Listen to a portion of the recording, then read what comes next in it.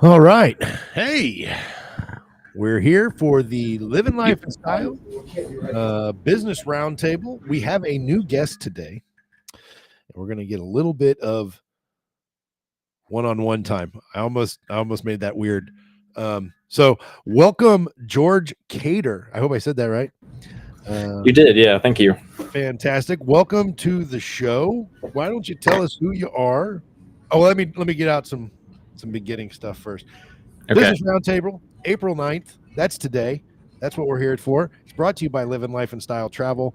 They are a full-service travel agency. They can help you with everything from business travel to personal and leisure vacation travel, or even including groups, specialized groups and things of that sort.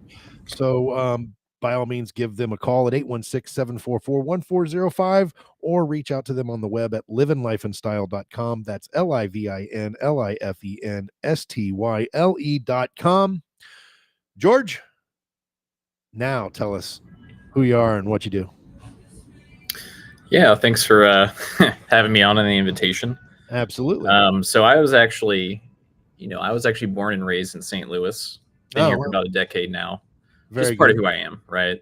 Being St. Louis, yeah. No, I know that. I know that feeling. I was a Kansas City transplant to St. Louis once. I got to admit, man, I do like KC better. I like all the restaurants and the fun things going on. It's what I like to do for fun. Since we're here to talk about living and lifestyle. That's right. That's just a little bit about me. I actually grew up playing basketball. I played in college. That's what made me move around a bit, and I ended up at Park University, and I've been here ever since. I have friends who played baseball at Park University. They're probably quite a bit older than you, though. That's okay. We may have to talk about it sometime, though. I love meeting other Park University alumni, man. But anyways, what I'm kind of doing now is, I work at a very non-traditional, unique financial planning firm, doing some really unique things, and have been mathematically impactful, and it's something I'm passionate about. Fantastic. So yeah, that's the best way to, I hope, knock both those questions out in a brief manner. What's the name of your firm? It's Prevail Strategies. Prevail Strategies, based in Leawood at 135th and Row. Fantastic. And tell them how to get a hold of you too, so we can get that out of the way. And then, because I always have good questions about the finance with the finance people. So. Okay. Yeah, no, I love questions because we have a very different approach, and the worst thing that can happen is you're going to walk away with new information, or at least a different perspective. But how to reach me is my cell is actually the best. Okay. The number is 636. That's the area code. All right. 577-3946. 577-3946. 636 area code. Got it. Yeah. Got it. Okay. So you are in finance. So I used to have a 77 and a 60. Was it 6 or 6? I had a Series 6. I had my 77 and my Series 6. Awesome. And I worked for Waddell and Reed for a while and another independent firm for a little while. So I am, I can't say that I was a successful financial advisor, but I have the knowledge, right? And it's always been something that it's become more hobby than career for me, because obviously I'm a travel agent now. So and I'm a big Bitcoin guy. About too at some point. Oh yeah, absolutely. You can ask me anything. Yeah, I'm a huge Bitcoin guy. That doesn't mean I don't believe in the other investments or anything else. I just, when I see the no judgment here, man. I'm a believer in kind of diversifying yourself out in many different directions. That's kind of one of the things that I think that our community and industry could do a little bit better. It's not just about diversifying in the market. It's about alternative assets, in my opinion. Absolutely. Things not related. It's amazing. I mean, because there are some financial advisors who are just adamantly opposed to Bitcoin. I literally had a guy come on to my Facebook post when I posted something about a few days ago. The market was in the crapper, and but Bitcoin managed to have like a 2.5% up day. I'm like, hey, here. And so anyways, he hops on and he's like, Bitcoin's not an asset. I'm like, see, that's not even what they teach you in securities training anymore. It's actually it's a digital currency asset, or I think it's digital assets what they consider it, but it's still it's got. I mean, it's mostly treated like a commodity, like gold, for the most part. Yeah. Yeah, and if I can be transparent and a little vulnerable with you, I allocated $1,500 to it. Nothing crazy in 2020, but it's just something small, low risk for me, and just to see where it goes the next 10 years. I mean, what's the harm? The one thing I'll say is there's some unique risk there. Like cybersecurity risk is something I don't know enough about, right? But it is kind of unique to crypto. So I'm interested in to see how that kind of goes over the next decade. Absolutely. Yeah. We're going to continue with George here in just a minute, but I want to bring in Ruffles. Ruffles joining the program this afternoon. How are you doing, buddy? Great. How are you guys? Oh, we're doing well. We're here with George. George is a new panelist on our show. So George is a financial services professional. So he was kind of just laying out his information and letting us know kind of what he does and how he does things. So Ruffles, very cool. Introduce yourself and tell us who you are and what you do real quick, and then we'll get back to George. Yeah. Hey guys, my name is kind of a serial entrepreneur. Run a couple catering companies, some sales and marketing firms, tutoring companies, just a bunch of stuff, direct sales, whatever it takes to make some bucks. I was a surgeon for a while, left that, and pursued being an entrepreneur full time, and been rocking and rolling, enjoying life since. Well, very good, Ruffles. Thank you very much. Glad you could make it on here. But we're gonna, like I said, we're gonna continue with George real quick. George has a quick exit today because this is his first time, and we wanted to make sure we got to find out who George was and kind of get him comfortable with the space. So thanks, man. I appreciate it. Absolutely. Be sure to like and subscribe and share the channel with your friends and all that good stuff. That would be great. We'll do this every Wednesday, and the idea is that we can have up to 10 panelists on any one show, and not everybody's going to be able to make it every time. Right. And so when you can't make it, you can't make it, and we'll have the show without you. but go on. Our buddy Mike, I got a buddy Mike. He comes on here quite often. He does mortgages. I got another lady, Sandy. She's my real estate agent. She comes on and does real estate talking with us. And neither one of them were able to make it today, which is fine because we all got a job and we all try to making money. So that's kind of what the whole idea is. So by all means, George, continue. Oh, where were we at? Actually, we're talking Bitcoin. Yeah, Bitcoin. Yeah, I don't think there's anything really wrong with it, man. Just like I said, there's some unique risk associated with it that I don't fully understand, and I think it's important to be honest about that. Yeah, I mean, like I said, I have $1,500 I allocated to it in 2020 just for fun, see what happens. Yeah, there's nothing wrong with having fun with it. I guess I would caution to not over concentrate there because all the unknowns, but I'm not here to tell anyone they're doing wrong or a bad thing because I'm probably a little more to the other end of that spectrum than you, aren't I, Ruffles? Yeah, the second he said he was a financial services guy, I was like, oh crap, it's going to crypto real quick. Yeah, not even crypto, it's going specifically Bitcoin. Thank you. I mean, but the thing is, it is a crypto is on sale right now. I mean, you can go and buy it. I'll play real life Monopoly with it. It's crazy. Yeah, I agree. And when it comes to crypto space, I'm very much a Bitcoin is not crypto. Crypto is not Bitcoin. I draw a very distinct line between the two groups. I want to leave off with a quick note because crypto is very alternative. It's not very far from traditional. And like I said, I have some investment in it just for fun. But we lean more towards that way only because we believe in alternative assets. So we actually help our clients diversify into like private commercial real estate and things like that are not correlated to the market because it is important. So, I think that's why I might be a little more open to crypto than maybe a lot of advisors are. That warms the cockles of my heart. Yeah. I get it's frustrating to me when people who really don't seem to understand. It's like, it's one thing to say, look, man, I don't get it. Yeah. And therefore I'm not going to invest in it. If you don't get it, don't invest in it. Go buy gold, go buy real estate. by all means. I find them to be very similar assets, very limited in supply with an ever increasing demand. Right. What are you shaking your head about over there, Ruffles? Listen, I am from the place of gold, and that is not, we don't count it as Bitcoin whatsoever.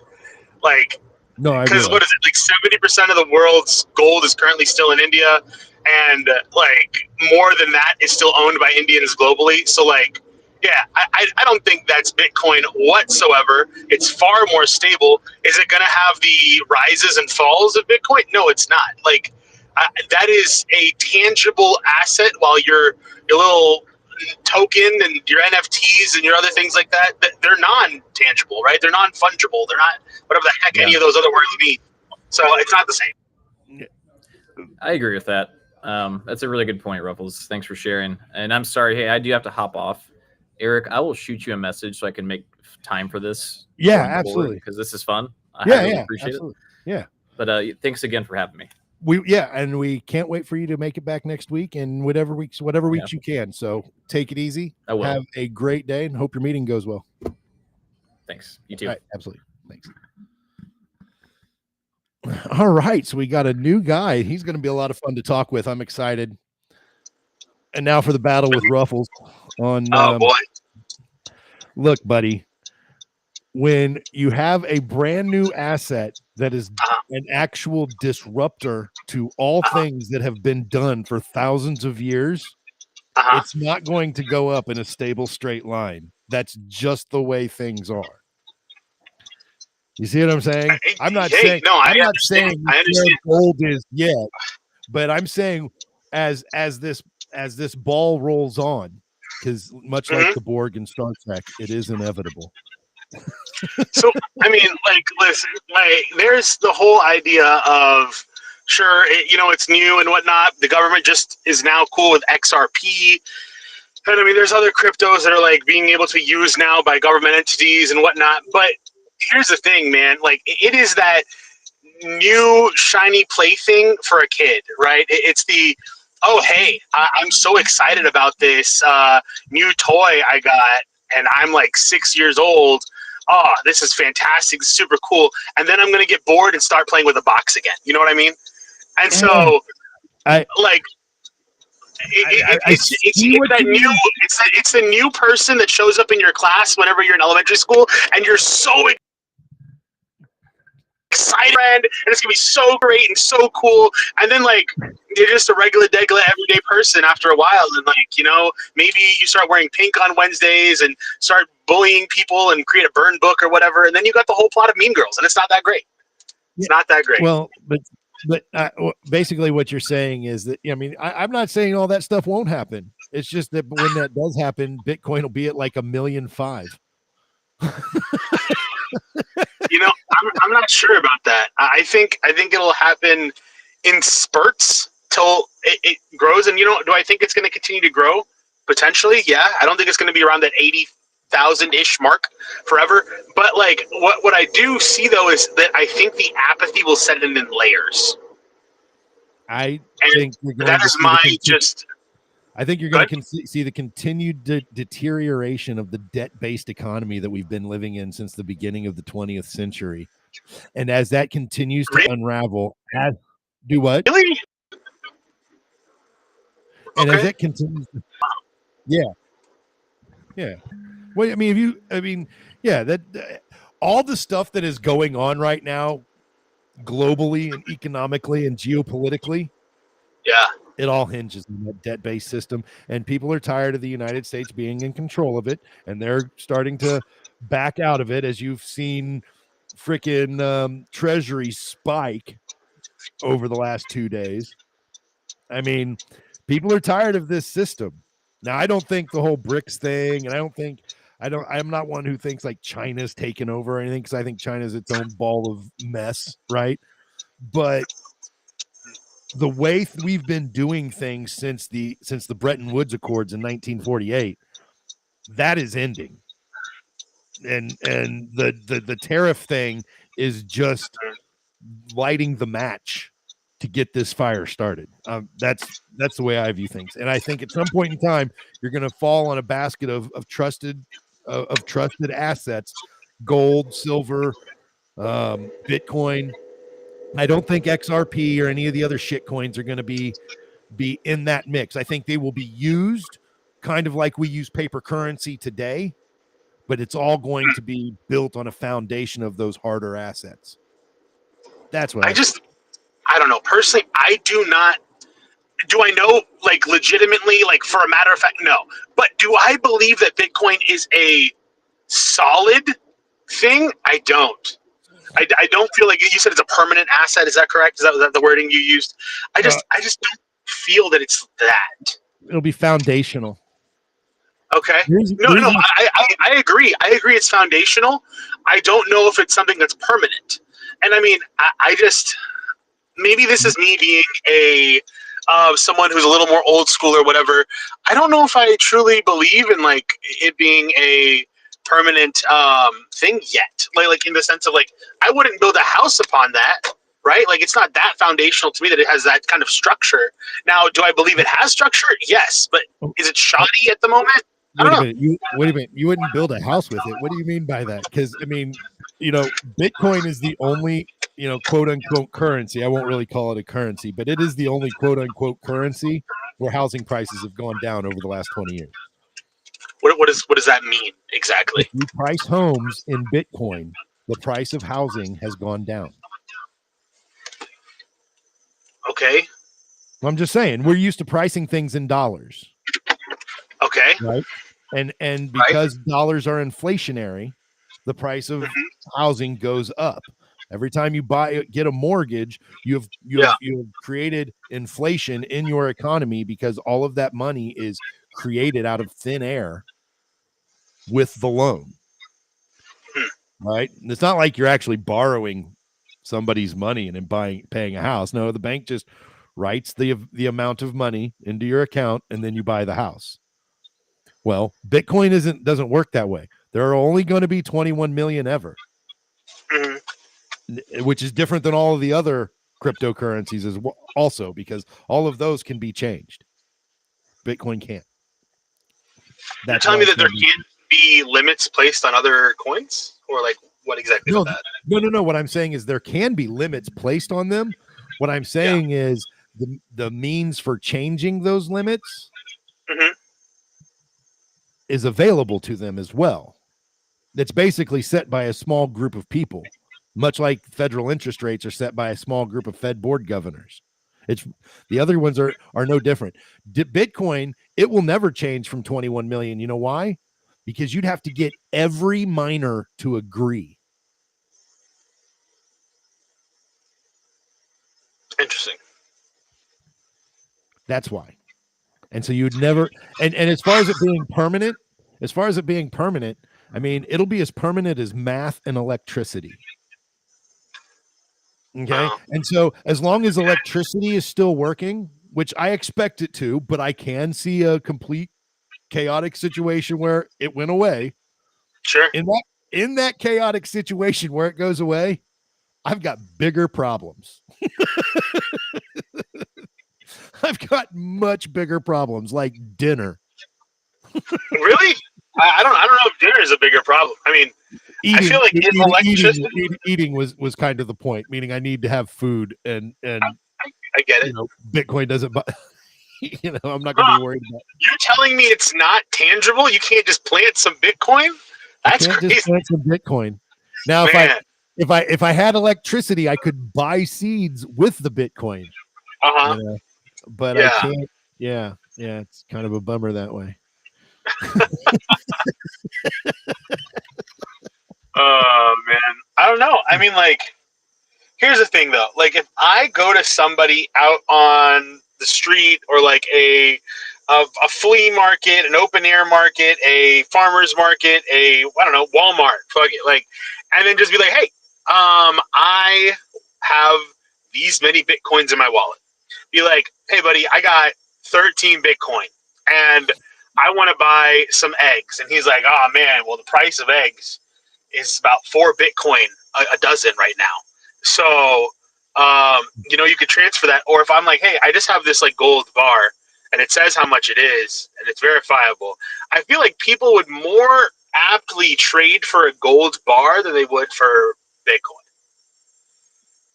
I mean, right now, I would agree with you. Like at this Okay. very moment, sure, because more people are familiar with gold, without a doubt. I don't I disagree. don't know. I feel like But I people know promise you, about Bitcoin. there are businesses in Kansas City you can Yeah. go to, bars and restaurants you can go Yeah. to. You can purchase your meal with Bitcoin. Yeah. They I mean, exist. in my business solutions company, that's something that we do, right? Like we have merchant services that allow people to use Bitcoin and other coins in their wallets to be able to pay. And so, I mean, that's something that we're taking. Now, is it as verifiable and everything? No, we're still there's still inherent security risks in general with that type of thing because you're also not going through interchange.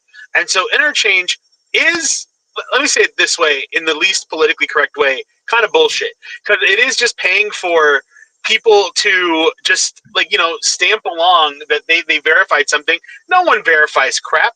Like it is just, it's ridiculous. But so there are certain steps of interchange that I think are purposeful, but the other 28 steps useless, absolutely useless. And so And now, with Bitcoin, it's trustless. You don't need to have interchange approve anything. You just, I send it to you and it goes right to you. It's in your wallet and it's yours. It's completely verified, peer to peer. I don't need anybody adding fees, adding taxes, taxes, all that crap. None of that needs to happen. It can be, it is person to person. It's why it's beautiful. but as a business in the US, you have to pay taxes, right? So like having that without taxes and all that other stuff creates its own issues, does it not? I mean, in the current, look, once again, this is more Here's about the thing. adoption. This is more about adoption. Current world. Right. But with this, we're talking about the difference between whether or not it works and is stable and secure versus the adoption process. I mean, we're talking about a process that's going to take time. I don't even think that Bitcoin is ever going to be, there's lots of people out there that are Bitcoin maxis, think like the whole world's going to convert over and we're just going to exchange Bitcoin and Satoshis like freaking credits in Star Wars. I don't think that's going to be what it is. I think it's going to be used much more like gold, where it's going to be the basis of the credit system for the country that has it. Right? Just like gold is today. I think that's... Is there a country where the majority of Bitcoin is in existence? Yeah, you live in it. Okay, it is the U.S. I wasn't sure. Yeah, so but it's not U.S. It's not the U.S. as in owned by the U.S. Right, it's the people in the U.S. Yeah. But yeah. But also we do have companies and agencies and like people that are also in Bitcoin too, right? So like, is there a governmental entity that owns? The president just signed, I don't know, 2 weeks ago, a month ago, signed an executive order to establish a strategic Bitcoin reserve with the goal of having 1 million Bitcoin in it within 5 years. Which is going to skyrocket the price because there's not that many Bitcoin available on the market. Because it's how many again is the max? Well, he said he wanted to have at least 1 million Bitcoin in it by in the 5 years. I'm not sure what the time frame actually was, but it was within some sort of time frame. It wasn't like it was going to be by the end of this year. But right. But I mean, what do you think the like you said it's got a max of, was it 21 million? Is that what you said? Or Bitcoin? Yeah, 21 million Bitcoin, but they're all divisible to the millionth. The smallest increment of a Bitcoin is called a Satoshi. Isn't that the guy who made it? Yeah. Okay. Bitcoin people are real creative.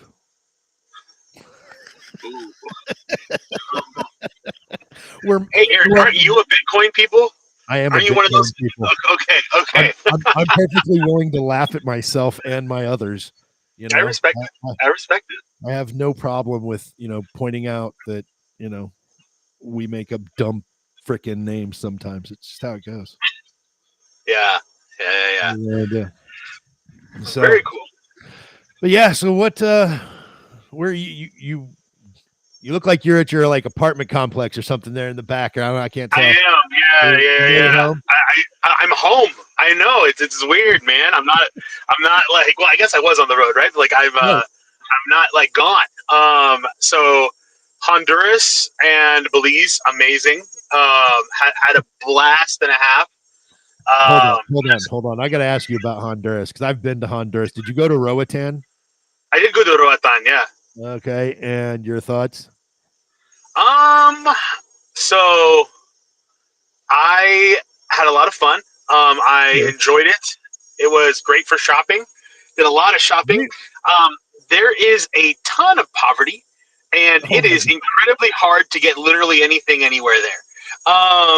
They have a freight like vessel thing that comes in like once a week or whatever, and it's a schlep to get stuff over to Roatan. I was less than impressed with Roatan. I've been there twice in the last 12 months. Yeah. I'm like, the people were great, right? They're just, you know, they're just native people, you know, trying to make it through their damn day. And they were all great. So don't get me wrong, you know, but I don't, you know, as a guy who went on a cruise, right? I went there once with Royal Caribbean. I went there once with Virgin Voyages, right?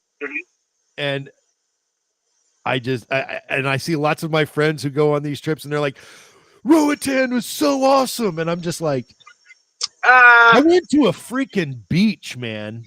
And I mean, we went to a coffee shop or a chocolate shop that was cool. Don't get me wrong. It was cool, you know, but you know, I mean, like you said, abject poverty everywhere, you know, and you see the new places that people are building that are going to be completely walled off from the people who live. yeah, that was something too. Like with I mean, call it what you will, but the Americans going there and spending their American money, right? It is definitely different from what the normal people have and what they do. We were looking at like different homes and whatnot. The largest home there that was from an actual Honduran was the mayor's house that is now vacant. They're going to turn it into a hospital because the last hospital got like hurricaned down, and the other one burnt down. And they don't have like public hospitals per se, so they're all private, and the private cost is a lot more, especially for the Hondurans. So like now you've got like all these other extra costs and whatnot. So they're going to make a public hospital from the mayor's house. And like, it's just, you know, it's not great. There's hyper capitalism as well, in the sense of like everybody owns a small little rink-a-dink business, which I love. I'm a big fan. Sure. I'm a big fan of that. Like, hey, you're trying to make ends meet, whatever, that's cool. But I done diddly visited these businesses, and I gotta say, it is expensive. Absolutely expensive. They see you rolling in there with your American money, and they'll be like, "Oh man!" And like, that profit margin. Listen, I'm here to regatear. Okay, I'm here to bargain.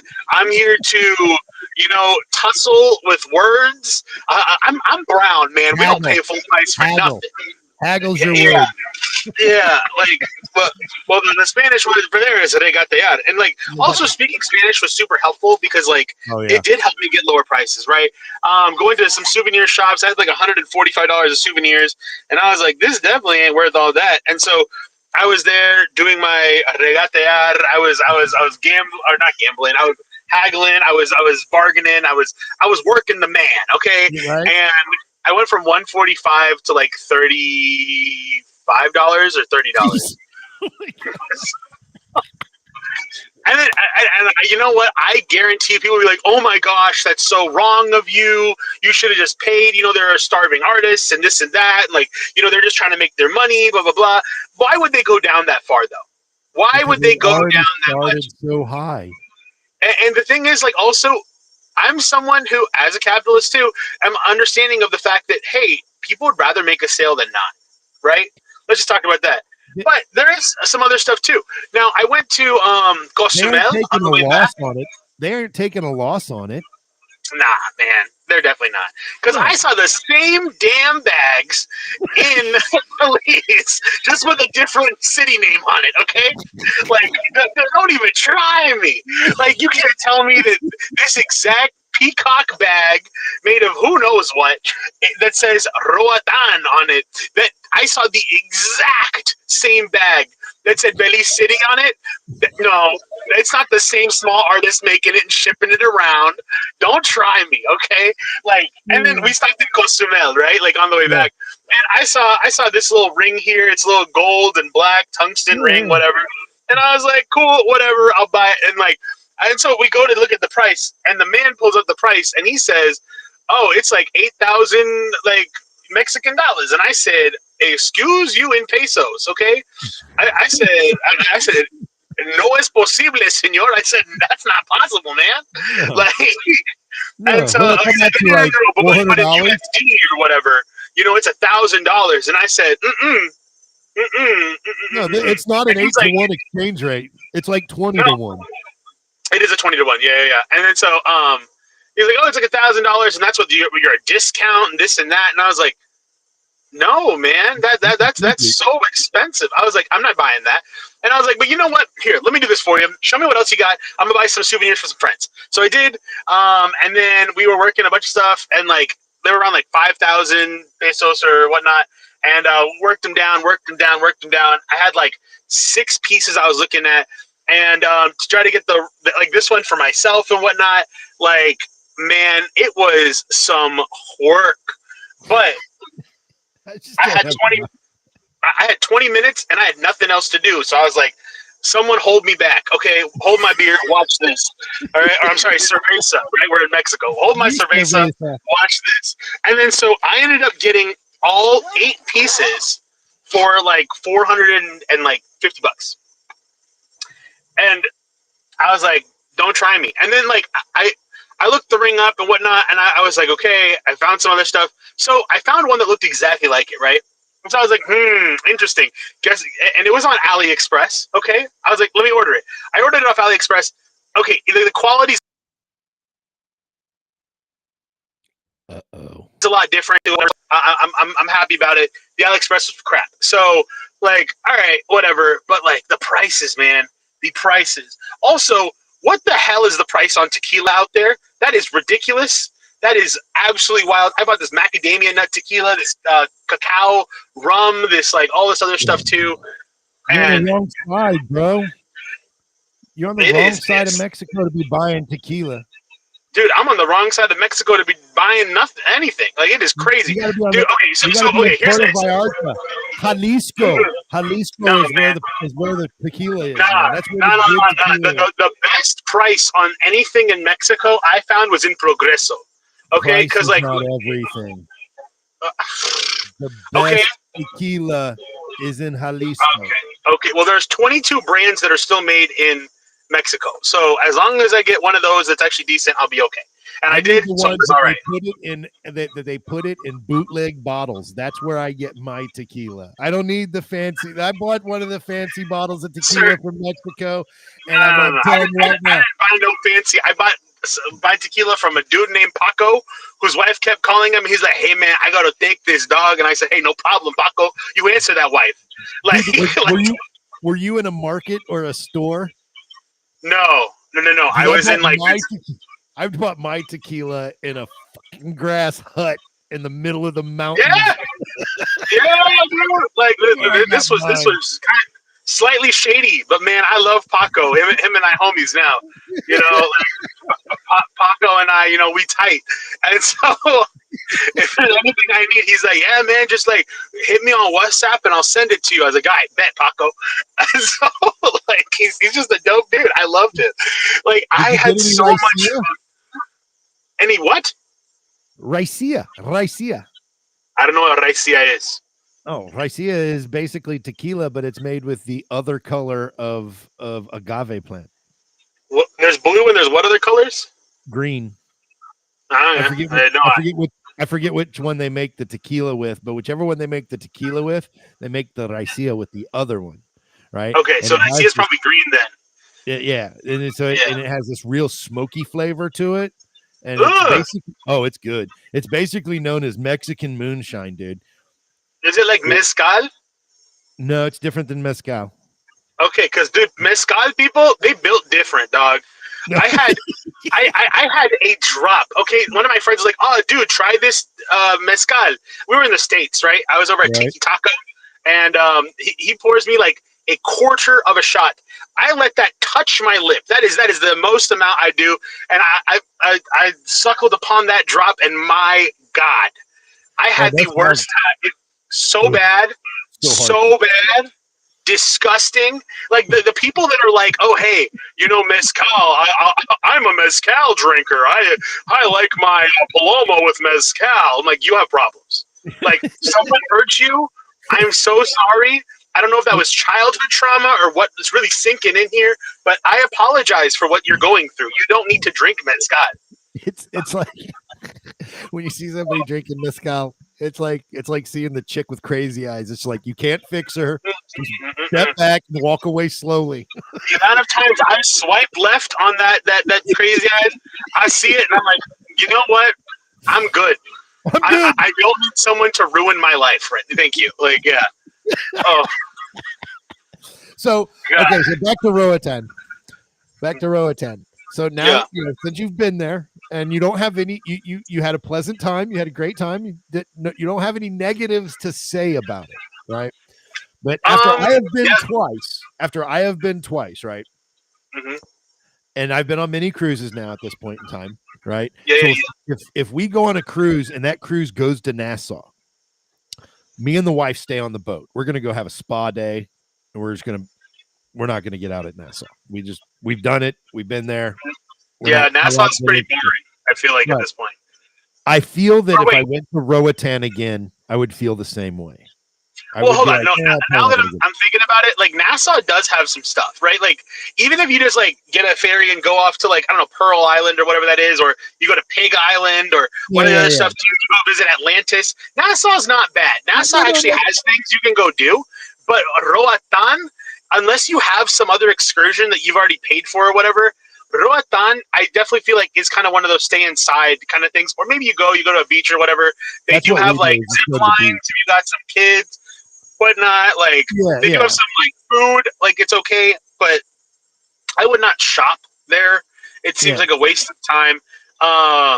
And like I don't know, like from my experiences there, I think the best stuff that I bought was probably in Belize. I had the most fun in Belize, and there's also a guy. His name is Nikolai. Highly recommend you go check him out, man. He owns a like 450 acres. He has Mayan ruins on his 450 acres. His wife is Bengali. She's from my city, so represent. But like, dude, the two cutest kids. He has ATVs, UTVs. He's got Jeeps, and he does like Mayan ruin explorations. He does a medicinal garden exploration on ATV, UTV. He does all sorts of stuff, and it's a fun excursion. And he's just a really cool guy, very knowledgeable. But the thing that did wild me out a little bit about Belize is how it is so controlled by the church. Like, the government is the Catholic. church. Yeah. I mean, it's a lot there. It's a lot. Hold on though. Do you have that same feeling if you went to Dubai? Yes. Okay, I've never been, so I don't know, right? Hold on. Let me re-answer that. Yes and no. Yes, because like it's so controlled. I feel like there needs to be a level of glasnost, like the openness that like Gorbachev always was about, right? That whole idea of like the information being free and whatnot. And with internet, I definitely feel like that's more accessible nowadays. But it is a little odd to me to have something that's so controlled, especially in a governmental system where it is like religiously based.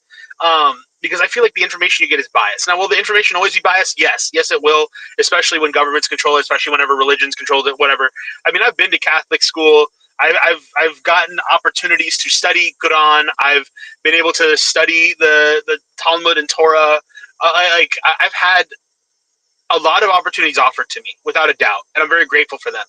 But that does not mean that I think that's the only way people should be educated. I think we should have full education about other systems too. I just don't think that's necessarily offered everywhere, especially in those systems. Right. I was just curious, in the sense that, I don't have to, I just basically look at it. It's a different culture. So if you're going to have a Catholic culture and it's part of your government, well, that's fine. That's not the culture I grew up in. I don't want to live in that culture, but at the same time, I don't care. It's kind of like I don't care in the Muslim countries that they are run in an Islamic way. Do what that's your part of the world, man. That's your corner. You do whatever. I do have a problem and I don't care if it were Catholic, Protestant, Islamic, Jewish, whatever. I would not want that here because that's not this culture. You see what I'm saying? The U.S. is very Christian. The U.S. is very Christian in what it is. It is, but it's not run as a Christian country. It's a country that's run by Christians by and large. Agreed. Sure. But I don't necessarily. I think there are large protections, and I think anybody who's a Christian would tell you that it has moved further and further away from those Christian roots, especially in the last 20 years. I mean, I don't want to make this a religious conversation, but like, sure, I would argue to say that, like, Christians have moved away in the last 20 years from Christian roots. No, and that's fair. I don't disagree, but I mean, it's all hand in glove. They're walking hand in hand down the way, right? I mean, it's people in general, right? Like you ask me to tell you about the Bhagavad Gita, and I'll be like, dude, it's been a long time.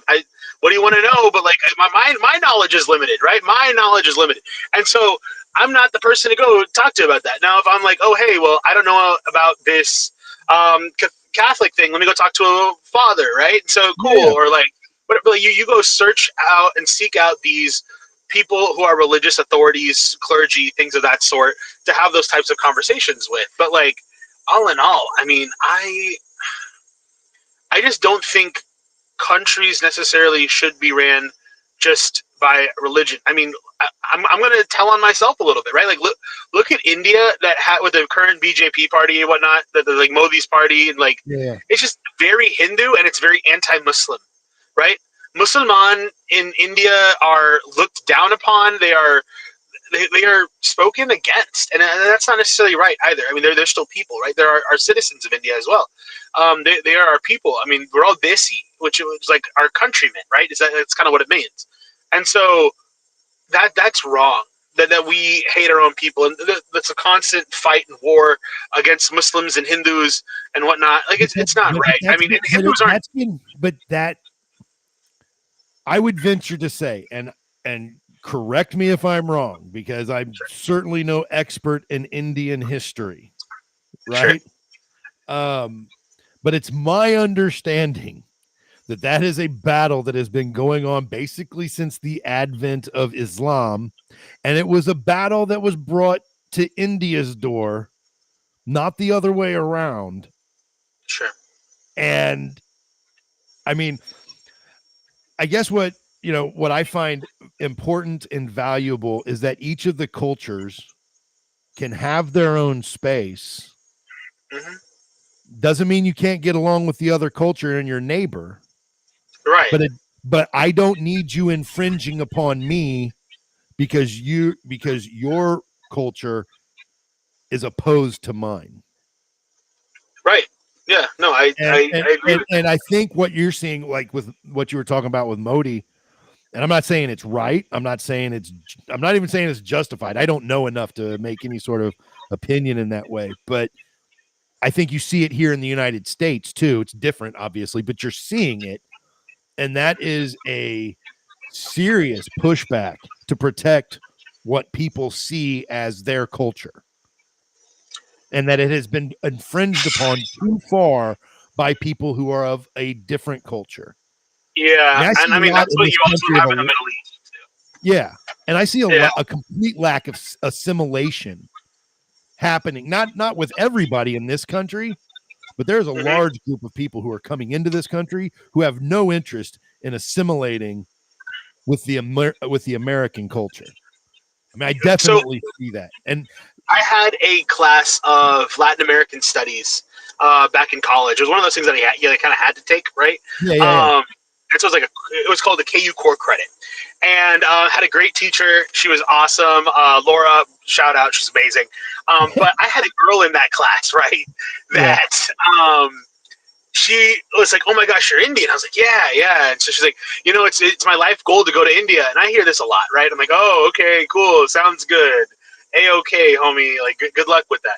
And like, she's like, "Yeah, I want to go and I want to start a girls' school and educate all the girls to be able to lift up and cause an uprising and like educate them so they're able to leave and all sort of stuff too." And I was like, "Well, they can leave now. Like, they can do whatever." Like, I was like, but she's like, "Well, they don't know about all these and I'm gonna paraphrase it, but she's like Western ideals that allows them autonomy." And I was like, "You'd be surprised how up to date India is nowadays." But like, you're also wanting to go into a different country, all the way on the other side of the world, just to educate them about your people and your ways, and you want to effectively uneducate them of their own cultures to be able to remove them from that system.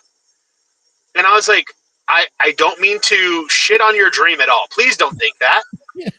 But why do you think I would be supportive, an actual Indian, of you going in and trying to I'm not going to call it empowerment because that's what you want to call it, and I don't think that's true, but rather take away and uneducate our already incredibly educated women who are some of the top minds of the world in your own, dare I say, fascist type ideas to bring them into a more Western ideology. That's wrong. That is absolutely wrong. I mean, yes. I mean, that's not assimilation, right? No.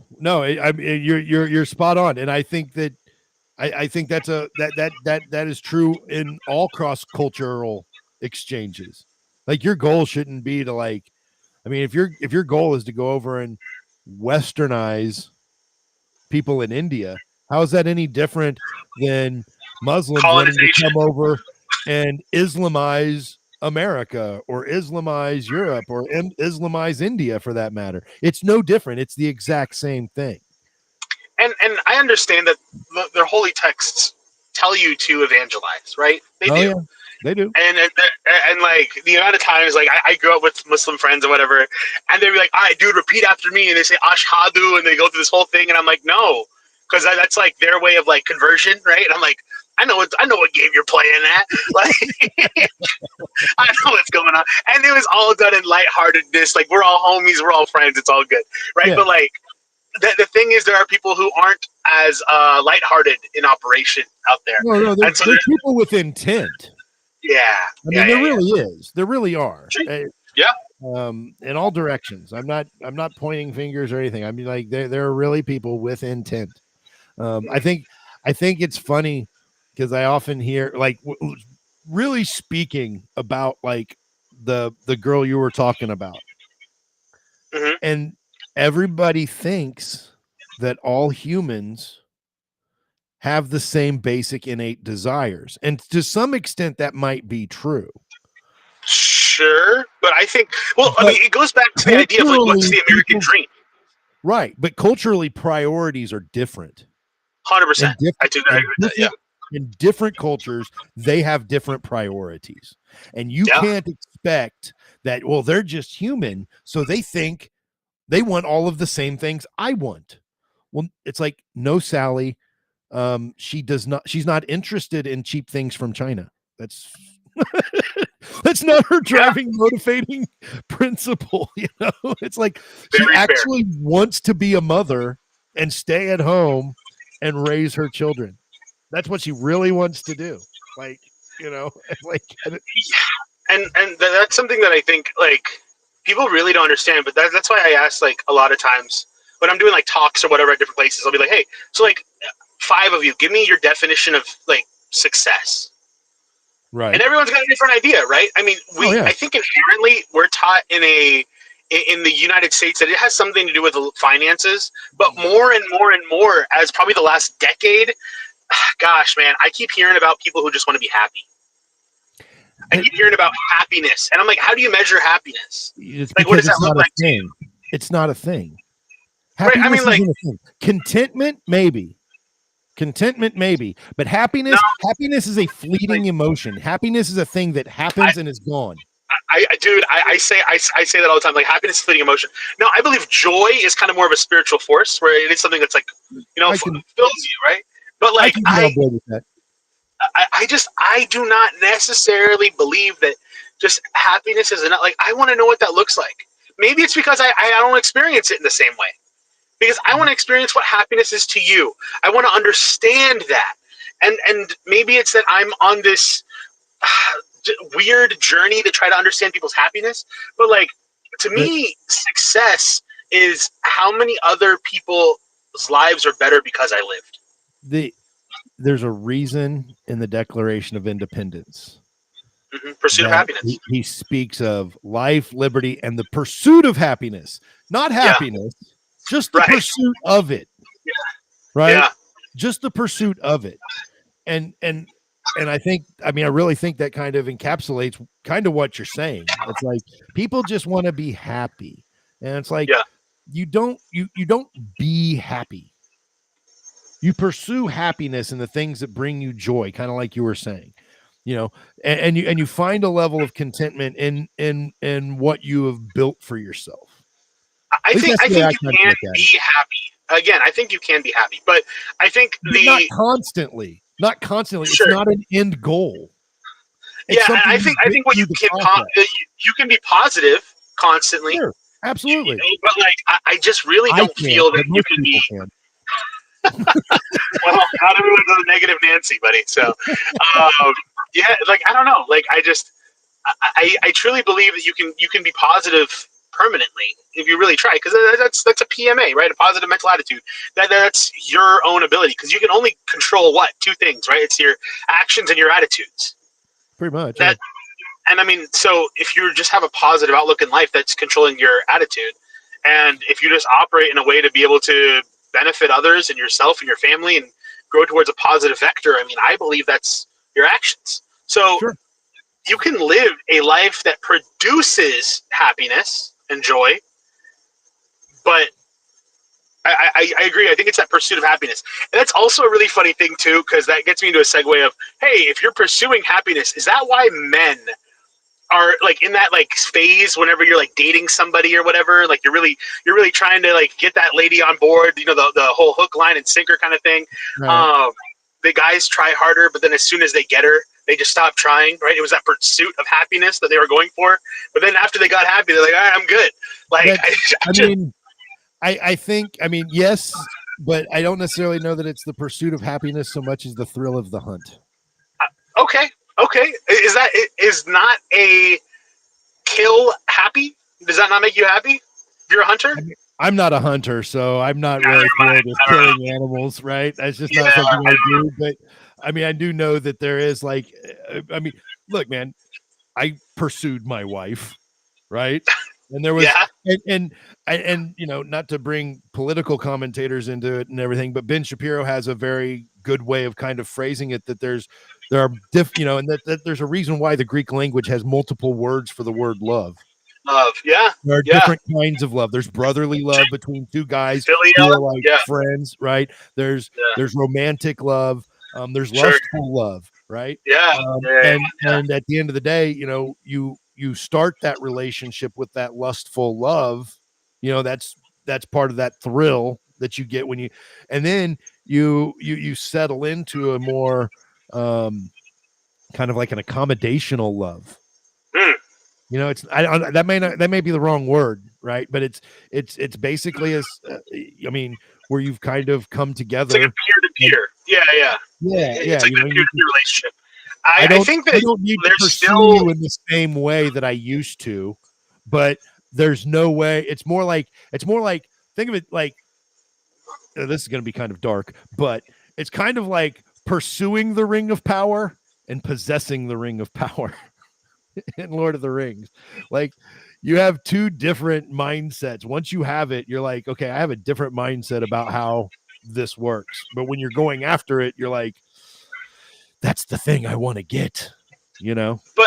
But that, I don't know, because the ring is corrupting. So are you saying women are corrupting?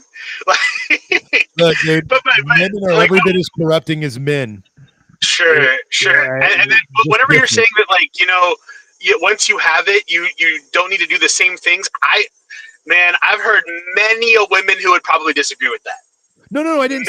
No. I didn't say you didn't need to do the same thing. Shit, my wife still likes if I bring her flowers. We still go on date nights. We still do those things. Yeah, but the emotional love is different, right? That's it. I'm not doing it the same way anymore, right? An 80-year-old man who brings his wife flowers is not bringing his wife flowers with the same emotional intent that he had when he was bringing them to her when he was 18.